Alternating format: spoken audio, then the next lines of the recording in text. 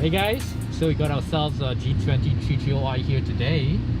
I would say that this car is actually a very great upgrade coming from the F30, the previous generation. It has much more electronics, convenience, and actually the handling is noticeably better compared to the F30. So the G20 actually comes with pops and bangs in sport mode. Let's see.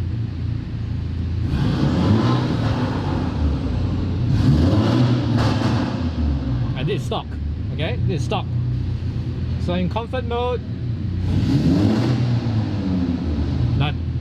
Yeah, so that's one of the major differences in terms of acoustics on a stock car. So let's check out what's under the hood.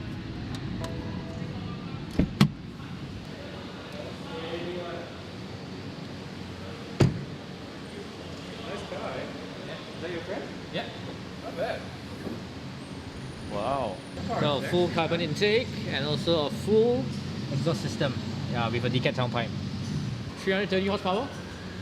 330 horsepower, 470 Newton meters, right? Should be good for that. Yeah. 330 after you're done? Yep. 330 after be done. Are you gonna do anything to the pops and bangs? I think the customer wants to retain stock pops, so I think it sounds pretty good already in stock. So we just leave it like that. This is one clean G20, man. Yeah. Super nice. I like it.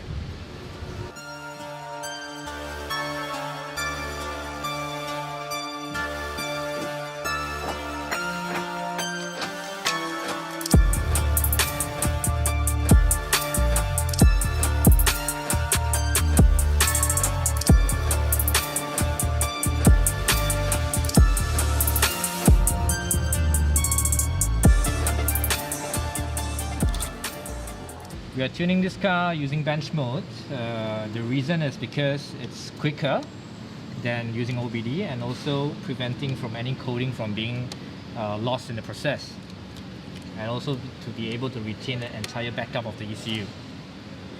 And now we extract the original software from the ECU.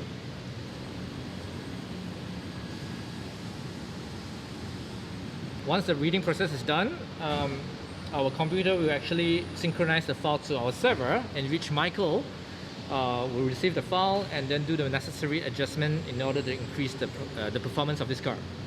Okay, now we've got the file.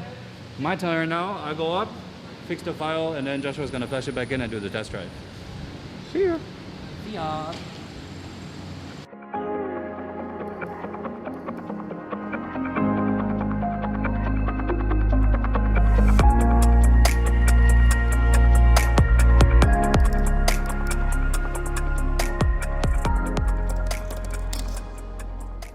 So now that Joshua successfully extracted the base file of the car via bench mode, he uploads it to our internal server.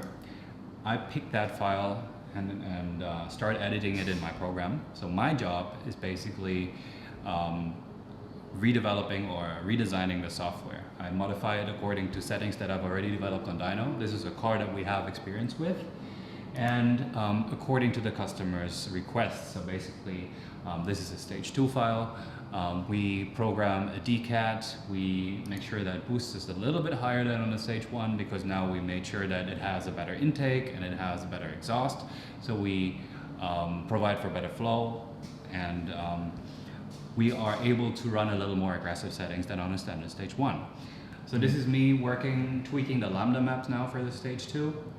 Lambda is pretty much the air-fuel ratio. So basically we specify what air-fuel mixture we want in this car.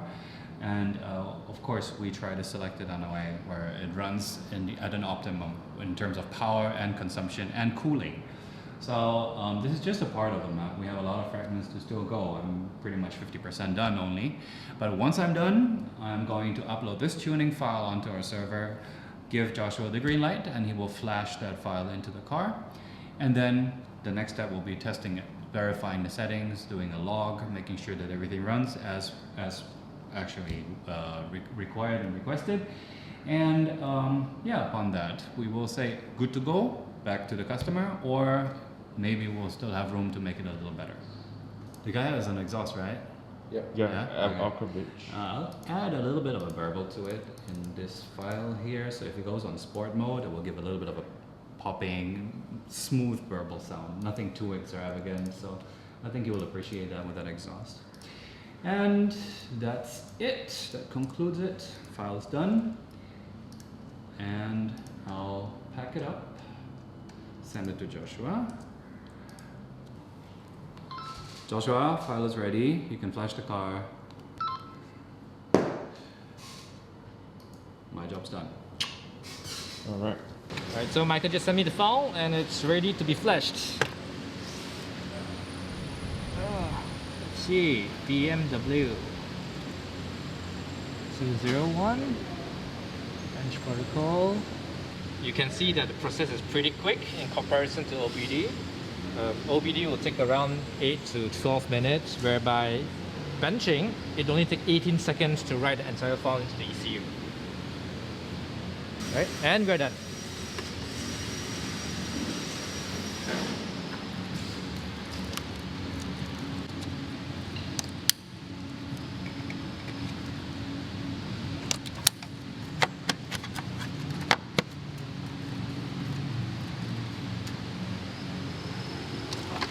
Tuning this car, we'll do a log.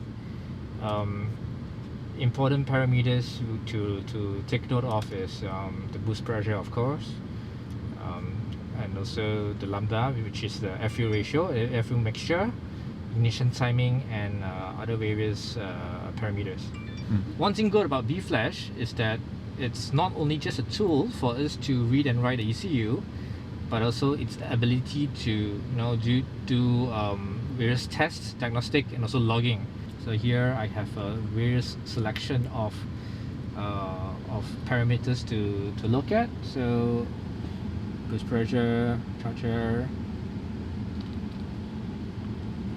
ignition angle, cylinder, lambda set point. Okay, it looks good. And I'll start the logging process and we'll take the car for a spin.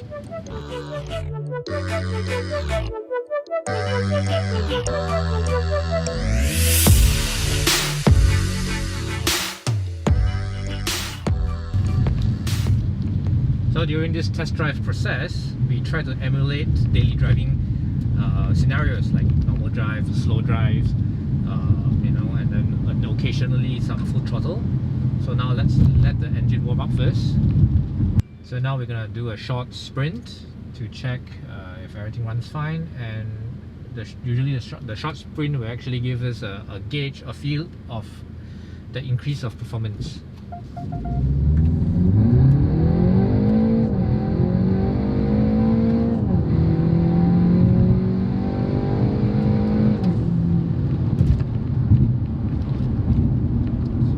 There. So now we got what we wanted. Let's head back and check the logs.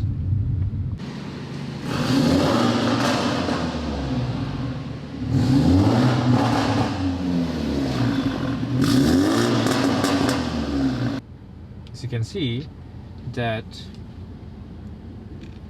the lambda set point, which is the air fuel ratio, is set at 0.83.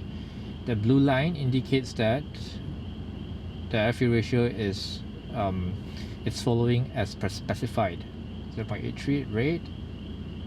So yeah, you can see the spike here is because of the gear change. And let's take a look at boost pressure. Yeah, we are asking for 1.5 bar of boost, 1.5 to 1.6 bar of boost. It peaks out at 1.6 and it slowly tapers down to 1.3, which is good. According to the logs, I think we're pretty done with the car. Perfect. Okay.